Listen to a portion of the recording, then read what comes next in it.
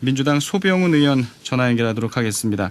소병훈 의원은 경기도 광주 갑에서 당선된 재선 의원입니다.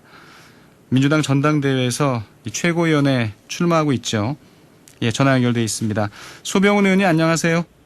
네, 안녕하십니까. 소병훈입니다. 예, 앞서서 뉴스 브리핑에서도 들었습니다만 코로나19 이 상황 정말 뭐 심각한 상황인데 지금 어떠세요? 지역구인 경기도 광주는 좀 어떤가 궁금하네요. 물론 뭐 광주만이 아니고 다른 지역도 마찬가지였겠지만 잠잠했습니다. 그리고 진정돼가는 분위기였고 내부에서 발생하지 않았는데 8월 15일 이후에 20명이 넘는 확진자가 발생했습니다. 그래서 현재까지 총 60명 이상 발생을 했고 그래서 지금 시민들도 이유식을 좀 느끼십니다. 그래서 스스로 철저한 방역 수칙을 지키면서 지금 이 사태를 좀 이겨내야 되겠다. 그런 마음들을 가지고 계십니다. 예. 경기도 광주에서도 이 광복절을 기점으로 해서 늘기 시작했군요. 확진자가. 그렇습니다. 예. 지금 뭐 정부는 이제 3단계로 거리 두기를 좀 격상하는 문제를 좀 신중하게 좀 검토하고 있는 것 같아요. 네. 예. 그 의원님은 어떻게 보세요? 그러니까 이제 상황을 봐야 되겠지만 물론 3단계로 오늘 당장 격상을 해서 더 퍼져나가는 걸 막을 수도 있겠지만 그렇게 될 경우에 또 나타날 부작용이 여간 큰 게 아닙니다. 그렇기 때문에 국민들께서도 우선은 스스로 어떤 자가 방역에 좀 노력을 해주시고 정부는 정부대로 최대한 노력하면서 3차까지는 가지 않도록 하는 게 좋을 텐데요. 경우에 따라서는 지금 국민들이 이제 그럴 상황이 올 수도 있다는 걸 염두에 두시는 게 좋지 않을까 싶습니다. 이제 3단계로 이제 다가가는 상황이라고 보시는 거네요. 지금 현재는 굉장히 위급한 상황이기 때문에 그런 상황이 오지 않는다고 누구도 예단할 수 없습니다. 그래서 갑자기 이런 3차로 올라가는 것보다는 국민들께서 그럴 수도 있다. 그리고 그 경우에 대한 그 마음의 대비도 해야 된다는 생각을 하고 있습니다. 안 가는 게 가장 좋습니다. 예. 정부에서도 지금 방역 당국에서도 이번 주까지는 좀 상황을 보려고 하는데 일단 확진자 수의 이 증가 추이가 중요하다는 생각이 들고요. 그런데 이제 걱정이 이제 좀 의료계에 좀 갈등이 있잖아요. 네네. 예. 정부에서는 한시적으로 의대 정원을 늘린다고 발표를 했고 이 부분에 대해서 이제 의사분들이 반발을 하면서 지금 파업이 예고돼 있는 상황인데 정부 측과 뭐 대화는 하고 있는 것 같습니다만 이 상황이 어떻게 좀 갈등의 실마리를 풀 수 있을까요? 어떻게 보세요?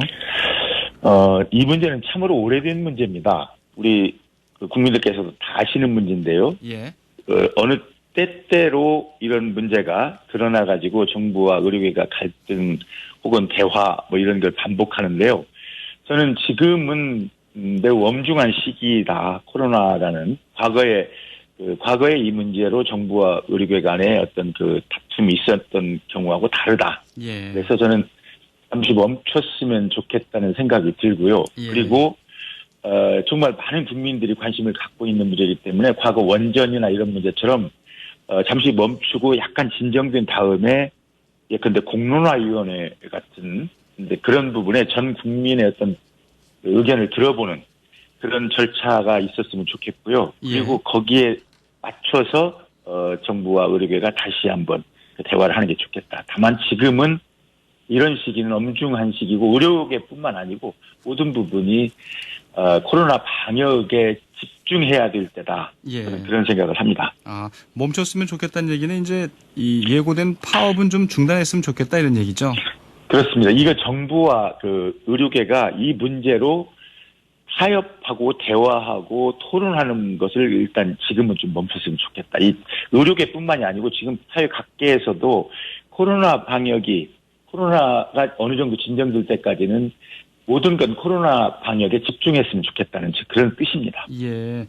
일단은 좀 코로나 상황이 워낙 위중하기 때문에 이 상황이 좀 잠잠해질 때까지 일단은 좀 이 논란을 멈추고 그 이후에는 좀 여론을 모으는 공론화위원회 같은 기구가 필요하다 이렇게 보시는 거네요. 네, 저는 그동안에 쭉 계속되는 이런 갈등이 어쩌면 공론화위원회나 이런 부분을 통해서 예. 그 해결의 실마리를 찾으면 좋겠다. 그런 뜻이고요. 제가 여기 의료계만 멈추라는 게 아니고 예. 이 상황에서는 지금 모든 갈등이 정부와 민간 사이든 민간과 민간 사이의 갈등이든 모든 갈등이 잠시 중단하고 지금은 코로나 방역에 집중해야 될 때다. 그런 뜻으로 말씀드린 겁니다. 알겠습니다. 지금은 이 방역에 집중하자 이런 얘기고요. 그렇습니다. 예. 그래도 뭐 국회에서는 일단은 뭐 이후에 올 여러 가지 경제적 어려움에 대한 또 대비는 필요할 텐데 이 재난지원금 문제에 대해서는 좀 어떻게 바라보세요? 그렇습니다. 모든 재난지원금만이 아니고 모든 문제 앞으로 나타날 수 있는 어떤 그 어려움이나 이런 문제는 항상 그 대비를 해야 되고 준비를 해야 됩니다. 예. 그래서 저는 긴급 재난지원금도 최근에 불거진 게 아니고 저는 정부나 이쪽에서 충분히 대비를 해왔으리라 생각하고 있고 준비를 하고 있을 거라고 생각을 하고 있습니다. 다만 지금 이것을 어떻게 지급하느냐 이런 문제로 다툴 때는 아니다. 예. 다만 저는 이런 상황이 발생하게 되면 더 어려운 상황이 발생하게 되면 긴급재난지원금은 당연히 있어야 되고 그리고 제 생각으로는 만약에 긴급재난지원금을 국민들에게 지급해야 될 상황이 온다면 저는 우리 당 입장에서는 과거 복지 문제에 마찬가지로 선별적인 지급보다는 보편적 지급이 옳다. 저는 그렇게 생각합니다. 그러니까 뭐 이런 논란들도 일단은 방역에 좀 집중하면서 좀 이후에 논의하자 이렇게 생각을 갖고 계시지만 그래도 긴급재난지원금의 대상은 보편적으로 가는 게 좀 바람직하다 이렇게 보시는 거네요. 그렇습니다. 우리 당의 그동안의 입장이 되게 보편적인 복지, 보편적인 지급 이쪽으로 왔기 때문에 그렇고 예. 이 부분도 미리 지금 상황이 아직 지급 상황이 아니라고 하더라도 미리 당정 간에는 충분히 지금 내부적으로 검토를 하고 있어야 된다. 그런 생각을 하고 있습니다. 그런 면에서 보면 이 당대표 지금 경선 중이지만 아무래도 뭐 좀 유력하게 이렇게 좀 전망이 되는 게 이제 이낙연 의원이잖아요. 네네. 이낙연 의원은 이 선별적인 지원을 얘기하고 있고 이재명 경기지사는 좀 보편적인 지원을 얘기하고 있고 또 야당에서는 안철수 전 대표도 이낙연 의원 견해에 좀 공감하는 것 같고요. 논란이 좀 되겠는데요? 글쎄요. 저는 누가 유력하다, 유력하지 않다 그런 식의 어떤 선긋기는 옳지 않다고 보고요. 바람직하지 않습니다. 다만 이제 지금 그것은 본질이 아니다. 현재 본질이 아닌데 그 부분을 자꾸 어떤 이슈로 올린다는 것 자체가 저는 어쩌면 지금 이 코로나 방역을 방해하려는 일종의 코로나 방역에 집중하고 있는 정부나 이쪽 질병본부 질본이나 이쪽에 어떤 좀 약간 흐리게 하는 게 아닌가. 무슨 말씀인지 알겠습니다. 솔직히 저는 그렇습니다. 이게 지금 그 얘기를 할 때가 아닙니다. 그리고 누가 옳고, 누가 어떤 의견을 가진 건 대한민국 국민 누구라면 정치 지도자뿐만 아니라 누구라도 그런 의견을 낼 수 있고, 그리고 토론을 통해서, 그리고 이제 실제 그 상황이 되면 그때 가서 결정할 수 있는 일이다. 그렇게 생각합니다. 그래도 뭐 이제 곧바로 이제 2차 긴급재난지원금에 대한 얘기가 나올 것 같아서요. 제가 좀 여쭤봤고요. 네. 아무래도 경기도 이제 준비는 해야 된다 생각합니다. 지금 이제 지역구가 이제 경기도 광주시니까. 아무래도 뭐 이재명 지사와는 더 자주 만날 기회가 좀 있으시겠네요.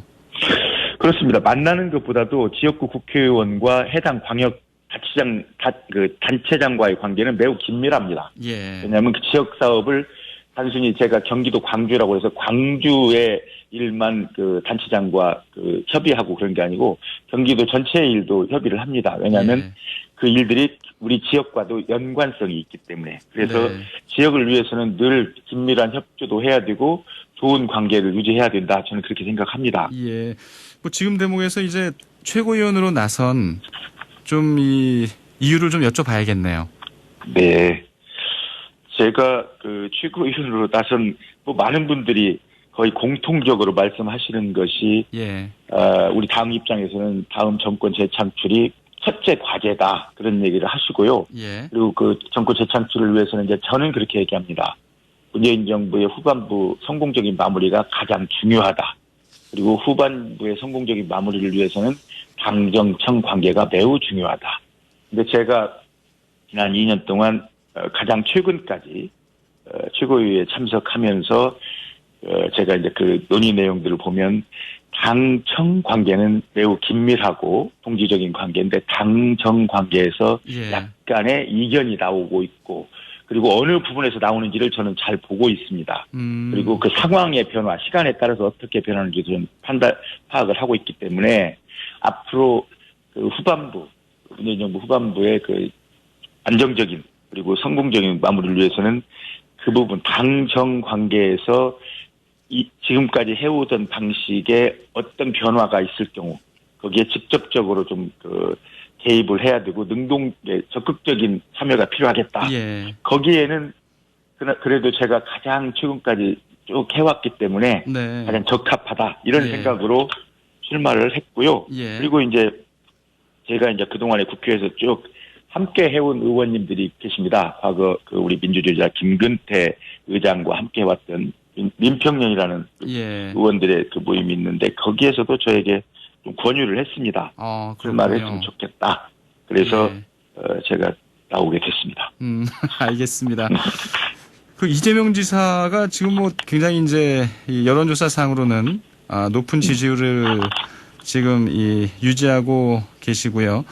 이게 SNS에 그 의원님을 응원한다는 글을 올렸던데 나름대로 지원을 받고 계신 건가요? 아니, 저는 어제 어느 언론사 기자가 전화를 해가지고 예. 그런 게 올라왔다고 그래서 저도 전화하면서 찾아봤습니다. 그랬더니 그런 글을 올렸는데 아마 기본소득 관련해서 제가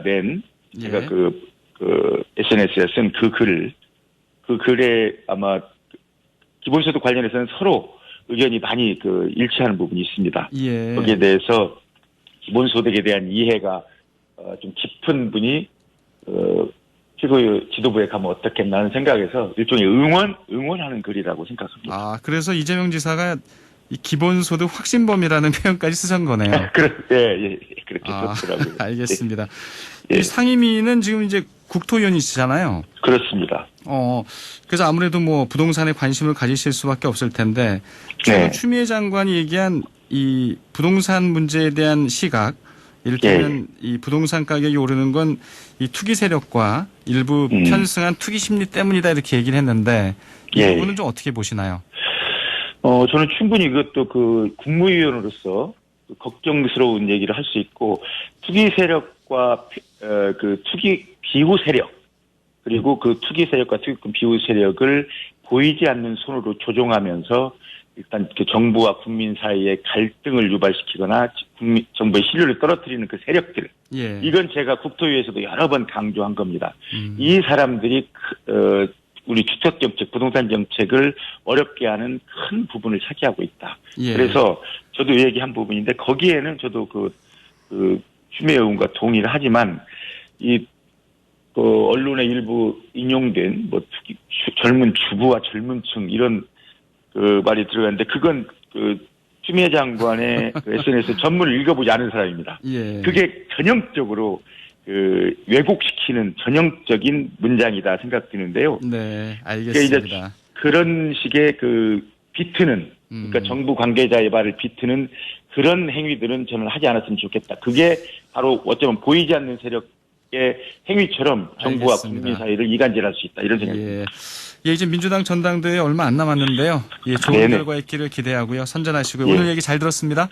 예, 고맙습니다. 더불어민주당 소병훈 의원이었습니다.